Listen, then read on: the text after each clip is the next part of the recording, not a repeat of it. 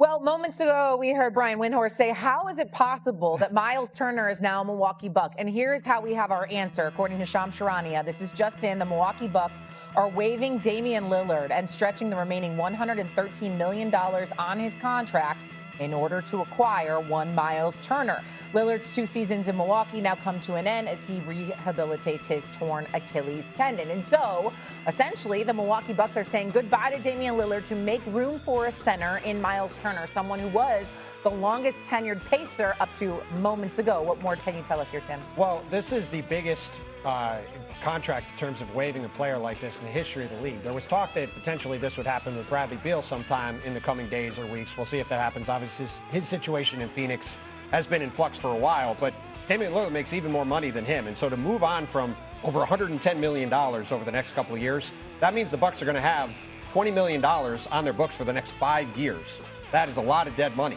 But that shows these level of pressure that this Milwaukee Bucks team is under to go out and get a guy in Myles Turner who can help them right now. Now, the Bucks still have a lot of things to sort out. They still need point guard help. Kevin Porter Jr. is not really an ideal long-term option as a starting point guard. You'd like to get another fix there. But this does give the Bucks some additional flexibility to go out and make more moves to add to this roster because they did lop off a whole bunch of money from their books. So they should be able to go out and sign another player. To Brian's point, DeAndre Ayton was a potential option here. Maybe now they can go use that money to go sign a guard or two to help out their rotation. But, I mean, this is, again, to go back to what we said last segment, this was completely off the board in terms of what the expectations of people was around the league for how things were going. There is no salary cap space available. Myles Turner was clearly the best free agent on the board this summer.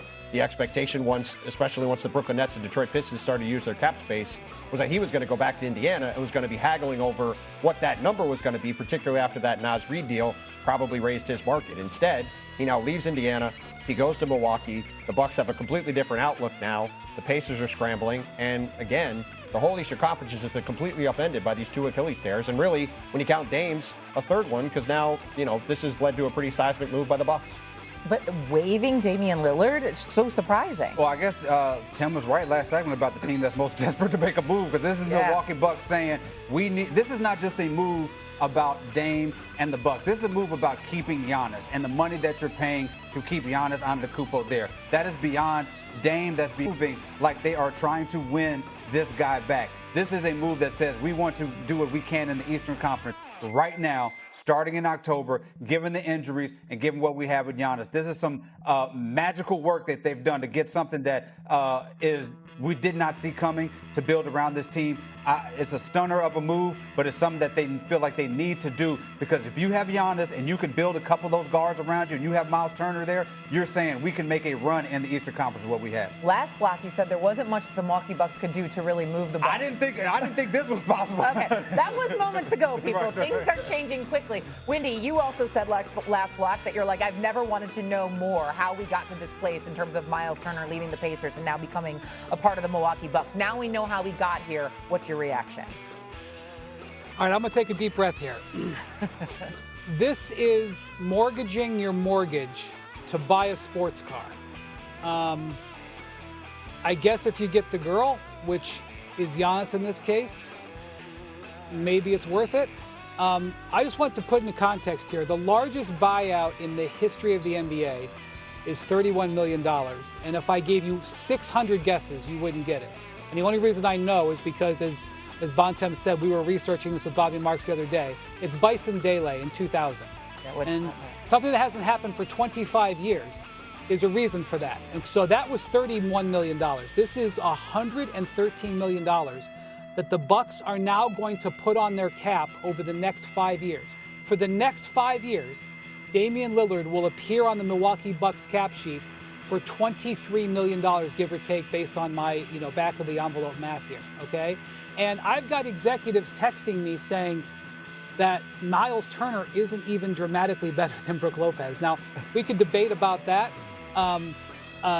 Myles Turner is an excellent center who's a basket defender. He is not an all-star. So they are going to be paying Myles Turner $26 million, and they are going to be paying Dame Lillard $23 million for the foreseeable future. So this is going to basically become a $50 million salary slot so that they can hope that Giannis doesn't demand a trade. And maybe it will work this year, but this is a wild quadrupling down on a move that will be jaw-dropping for the next. I mean, my phone is, people can't believe it. This is going to be one of the big topics of the summer. But I have enormous respect for Myles Turner. I really like him as a player.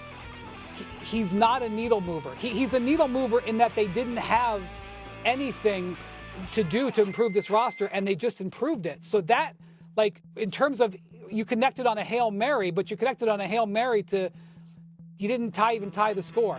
So I think what's also interesting here is the Pacers. The Pacers have just been kneecapped here because they have not been willing to pay the luxury tax for 20 years. And they were determined for the first time to pay the luxury tax a little bit, to go into the luxury tax a little bit to keep Myles Turner, who's been their franchise center for the last decade. And now, frankly, this price for Myles Turner isn't outrageous. You know, the Pacers backing away from this is a devastating. Like, if I'm an Indiana Pacer right now, I'm absolutely disgusted. I am sick to my stomach. If I'm Tyrese Halliburton, I am breaking things right now. If I'm Rick Carlisle, I'm furious at just what's happened because they were unwilling to spend a little bit of luxury tax money to hold this team in place for a year when Halliburton came back, to go to a team that they hate the Bucks. Mm-hmm.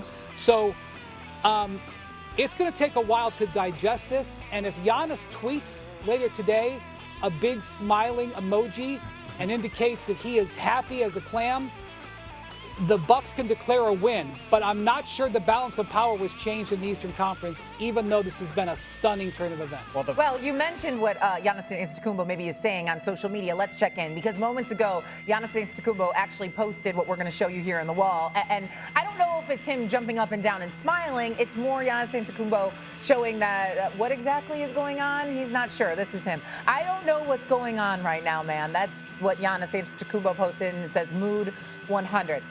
Would we count that as big smiles or maybe confusion? Does that count as him staying with the Milwaukee Bucks? Well, I don't know. How do we interpret this? I mean, I'm a little loath to be doing too much interpreting of social media. However, a couple of hours ago, Giannis Antetokounmpo tweeted something else, which is my, I would say, T-Rex, I guess is the best way to put it. And Brook Lopez, before every game, would put the Toy Story T-Rex. Brook Lopez, a very noted, famed Disney fan, company man. He would put the Toy Story T-Rex on the scores table for every game. So that was sort of an indication of, you know, I love Brook Lopez, we won a title together, we've been friends for a long time, etc. Now he posts this picture of him holding a T-Rex with the championship celebration from back in 2021. And he's now, I guess, talking about Myles Turner going to the Pacers, or going to the Bucks. I mean, this entire thing is just very wild. And to Brian's point, Myles Turner is now a $50 million player. They had $50 million in dead salary on their books by having Damian Lillard with a torn Achilles on it this year. They have now replaced it by having $50 million of Myles Turner on their books for the next 4 years. That is a dramatic move to make, and again, one that you make because you feel pressure to have the Bucks be good enough to be a factor with Giannis Antetokounmpo going forward. I'm with Brian. This is a nice move. I think it hurts the Pacers much more than it dramatically improves the standing of the Bucks. It is a real statement of intent from the Bucks, and if Giannis said, hey, go get me Myles Turner and I'll stick around, then great move for them. But this is still a very flawed roster without a lot of perimeter defense, without a lot of scoring options outside of Giannis. Myles Turner will help, but it's really a jaw-dropping thing for this to happen in this manner, and it sets up for a pretty wild summer going forward, and frankly, a very uncertain Eastern Conference. What a better way to celebrate Bonnie Bonilla Day than having $20 million in dead cap space for Dame Lillard. You got that right. Unbelievable. All right, we got to go. Coming up on First Take, KD should be very happy as the Rockets continue to load up for next season. Meanwhile, how should LeBron, as the Lakers, be feeling?